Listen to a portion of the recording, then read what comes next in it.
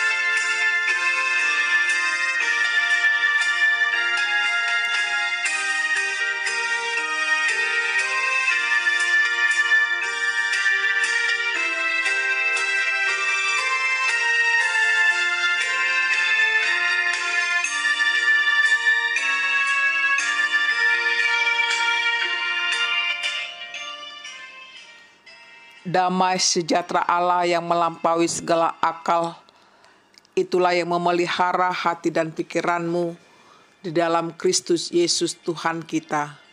Amin. Ibu Bapa, saudara-saudariku yang dikasihi Tuhan Yesus Kristus, apa kabarnya? Kami berharap kita semua dalam keadaan sehat dan tetap semangat untuk beribadah pada minggu ini. Kami mengundang kita semua untuk mendengarkan firman Tuhan minggu 4 setelah Trinitatis tanggal 5 Juli 2020 dari kitab Kejadian 12 ayat 1 sampai 9. Demikian bunyinya. Abram dipanggil Allah. Berfirmanlah Tuhan kepada Abram, pergilah dari negerimu dan dari sanak saudaramu dan dari rumah bapakmu ini ke negeri yang akan kutunjukkan kepadamu. Aku akan membuat engkau menjadi bangsa yang besar dan memberkati engkau serta membuat namamu masyhur dan engkau akan menjadi berkat. Aku akan memberkati orang-orang yang memberkati engkau dan mengutuk orang-orang yang mengutuk engkau. Dan olehmu semua kaum di muka bumi akan mendapat berkat. Lalu pergilah Abram seperti yang difirmankan Tuhan kepadanya. Dan Lot pun ikut bersama-sama dengan dia. Abram berumur 75 tahun ketika ia berangkat dari Haran. Abram membawa Sarai, istrinya, dan Lot, anak saudaranya, dan segala harta benda yang didapat mereka, dan orang-orang yang diperoleh mereka di Haran. Mereka berangkat ke tanah Kanaan, lalu sampai di situ. Abram berjalan melalui negeri itu sampai ke suatu tempat dekat Sikem, yaitu pohon tarbantin di More. Waktu itu orang Kanaan diam di negeri itu. Ketika itu Tuhan menampakkan diri kepada Abram dan berfirman, Aku akan memberikan negeri ini kepada keturunanmu. Maka didirikannya di situ mezbah bagi Tuhan yang telah menampakkan diri kepadanya. Kemudian ia pindah dari situ ke pegunungan di sebelah timur Betel. Ia memasang kemahnya dengan Betel di sebelah barat dan Ai di sebelah timur. Lalu ia mendirikan di situ mezbah bagi Tuhan dan memanggil nama Tuhan. Sudah itu Abram berangkat dan makin jauh ia berjalan ke tanah Negeb. Demikian bunyinya. Ibu Bapa, saudara-saudariku yang dikasihi Tuhan Yesus Kristus, topik minggu kita adalah diberkati untuk menjadi berkat. Tokoh Abram tidak asing lagi bagi kita. Dia adalah bapa orang percaya yang bisa menjadi teladan bagi kita di masa kini. Hal ini bisa kita lihat dari ketaatannya terhadap pemanggilan Tuhan. Lebih jelas, Nats minggu ini menerangkan tentang pemanggilan Tuhan terhadap diri Abraham. Yang pertama, meninggalkan kehidupan lama. Abram semula tinggal di Ur Kasdim, disebut sebagai kota kafir, pusat penyembahan bulan. Lalu orang tuanya membawa keluarganya pindah ke kota Haran. Sebenarnya tujuan utamanya adalah negeri Kanaan. Seiring dengan perjalanan kehidupan di Haran, ternyata mereka betah tinggal karena kota itu membawa kemakmuran bagi mereka. Maksud hati Abraham akan tinggal lama di Haran. Namun Tuhan berkata lain pada dirinya. Tuhan memanggil dirinya untuk meninggalkan negeri, meninggalkan sanak saudara, dan meninggalkan rumah orang tua ke suatu negeri yang akan ditunjukkan Tuhan padanya. Kita bisa lihat di ayat 1. Disinilah terkadang kita tidak dapat memahami maksud Tuhan. Mengapa Abram dipanggil Tuhan di saat dia sudah hidup dalam zona aman? Lalu mengapa Abraham menaati perintah Tuhan di saat hidupnya sudah terpenuhi? Kekuatan apa yang mendorong Abraham sehingga dia mau meninggalkan semuanya itu dan mengambil keputusan untuk mentaati perintah Tuhan? Sungguh amat berat bukan pilihan yang diperhadapkan kepada Abraham itu, yakni pilihan mengikut perintah Tuhan atau mengikuti keinginan dagingnya. Tapi itulah kenyataannya yang terjadi pada diri Abraham dalam pengujian imannya yang amat besar itu. Yang kedua, tujuan panggilan Tuhan. Tujuan panggilan Tuhan pastilah sangat terindah bagi hidup seseorang. Tuhan tidak pernah memerintah manusia tanpa ada maksud dan tujuan yang jelas. Bahkan di luar dari prediksi manusia. Sebagaimana yang terjadi pada diri Abram. Itu bisa kita lihat pada ayat 2-3 yang menyatakan berkat Tuhan yang amat luar biasa. Sangat menakjubkan.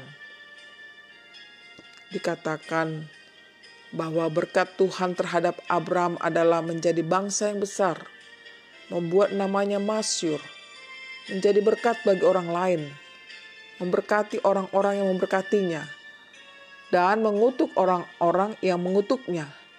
Serta karenanya maka semua kaum bumi akan mendapat berkat. Sedemikian dahsyatnya janji Tuhan, bahwa berkat Tuhan pada diri Abraham ternyata lebih daripada yang diperoleh sebelumnya.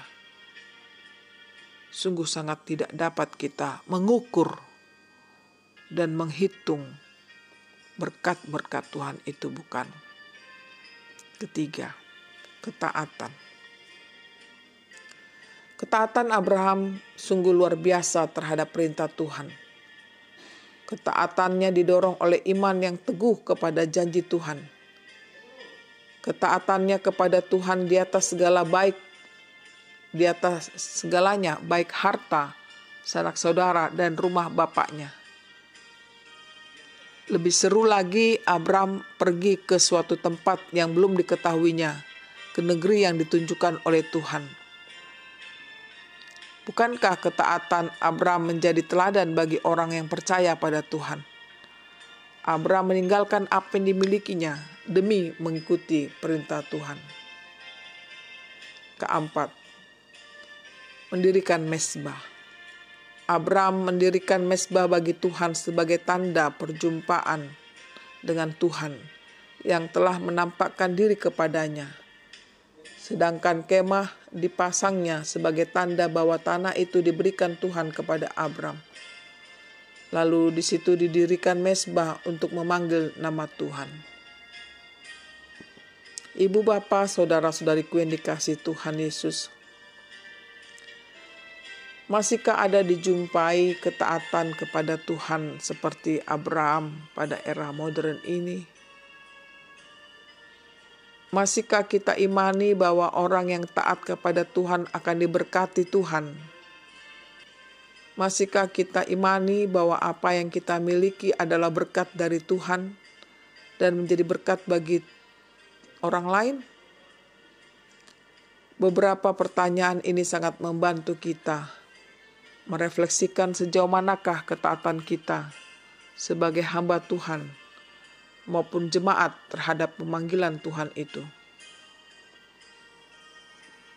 Apa yang bisa dipetik makna dari pemanggilan Tuhan terhadap Abram dalam kehidupan sehari-hari umat yang percaya kepada Tuhan pada konteks masa kini?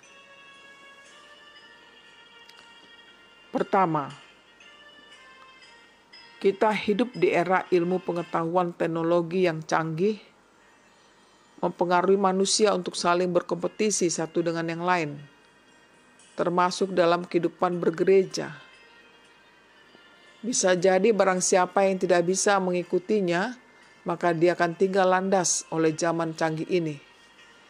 Di samping itu bisa jadi manusia mempertuhankan tanda kutip teknologi itu daripada Tuhan itu sendiri. Oleh karena tugas gereja mengajarkan mereka agar tetap mengimani Tuhan dalam segala zaman. Zaman boleh berubah. Kondisi kehidupan semakin canggih. Fasilitas hidup semakin memudahkan. Namun semua itu harus dibawa terang berpadanan dengan panggilan itu.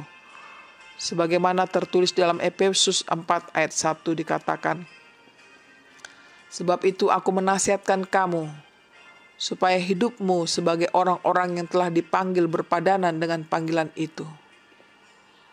Untuk itulah kita diarahkan pada hidup berpadanan dengan panggilan Tuhan. Panggilan Tuhan itu adalah ketaatan pada Tuhan lebih dari segalanya. Mengasihi Tuhan lebih dari segalanya, mengutamakan Tuhan lebih dari segalanya. Oleh karena itu, saudaraku, marilah kita melepaskan semua bentuk-bentuk berhala tanda kutip dan zona aman yang telah membelenggu hidup kita, yang telah menghalangi panggilan Tuhan. Tujuannya apa? Agar hidup kita berkenan di hadapannya. Sebagaimana gereja, dari kata eklesia artinya yang dipanggil keluar dari kegelapan kepada terang Tuhan yang ajaib. Yang kedua, hitunglah berkat Tuhan. Saya teringat dalam suatu lagu di refren yang judulnya "Bila Tofan Keras Melanda Hidupmu", berbunyi demikian. Berkat Tuhan, mari hitunglah, kau kan kagum oleh kasih-Nya. Berkat Tuhan, mari hitunglah, kau niscaya kagum oleh kasih-Nya. Saudaraku, berkat Tuhan sungguh tak terhitung bukan dalam hidup orang percaya. Tetapi pertanyaan, mengapa masih mengalami kesulitan? Belajar dari kisah perjalanan Abram yang dipanggil Tuhan supaya meninggalkan harta, sanak saudara, dan rumah orang tua adalah suatu kesempatan bagi kita untuk merefleksikannya. Abram memperoleh berkat dari Tuhan ketika dia mentaati perintahnya dengan segala konsekuensinya atau pengorbanannya. Diperoleh Abram berkat dari Tuhan bukan hanya untuk dirinya semata, tetapi Tuhan memberkati orang lain karena Abram. Artinya, bagaimana berkat itu mengalir kepada kehidupan kita dan kita menjadi saluran berkat bagi orang lain. Saudara-saudariku yang dikasihi Tuhan Yesus, berkat Tuhan yang terindah bagi kita, yakni Dia telah menyelamatkan hidup kita melalui pengorbanan Yesus Kristus. Berkat Tuhan itulah yang kita salurkan kepada orang lain. Melalui kehadiran kita dimanapun kita berada dan apa pekerjaan kita apapun suasana hidup, baik suka maupun duka, kiranya orang-orang di sekitar kita diberkati Tuhan. Sebagaimana pada epistel minggu ini dari Roma 15 ayat 7-13 mengatakan agar bangsa-bangsa memulihkan Tuhan. Hal ini bisa terjadi bila kita melakukan seperti yang tertulis pada ayat 7 itu. Dikatakan, sebab itu terimalah satu akan yang lain, sama seperti Kristus juga telah menerima kita untuk kemuliaan Tuhan. Inilah saudaraku, panggilan Tuhan bagi hidup kita sekarang dan selamanya. Marilah kita lakukan dengan sepenuh hati kita dan memohon pertolongan Tuhan saja. Tuhan memberkati kita. Amin.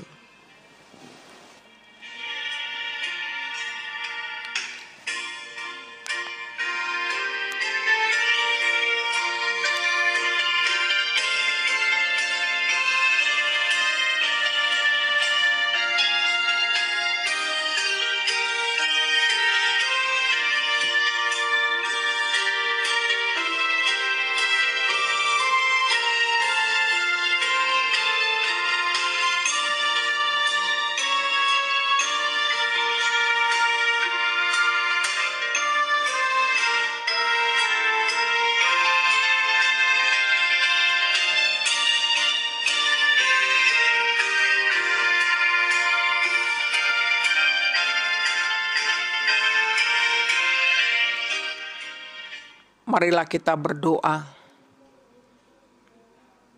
Ya Bapa di surga, Bapa yang kami kenal dalam Yesus Kristus, kami sungguh bersyukur Tuhan, di mana firman-Mu mengajarkan hidup kami untuk taat atas perintah-Mu.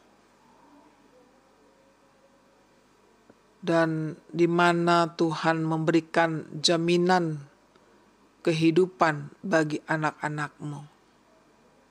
Dan bahkan Engkau meminta kami agar hidup kami menjadi berkat bagi banyak orang. Tuhan, perlengkapilah kami dengan iman yang teguh, agar kami dapat melakukan kehendak-Mu. Amin.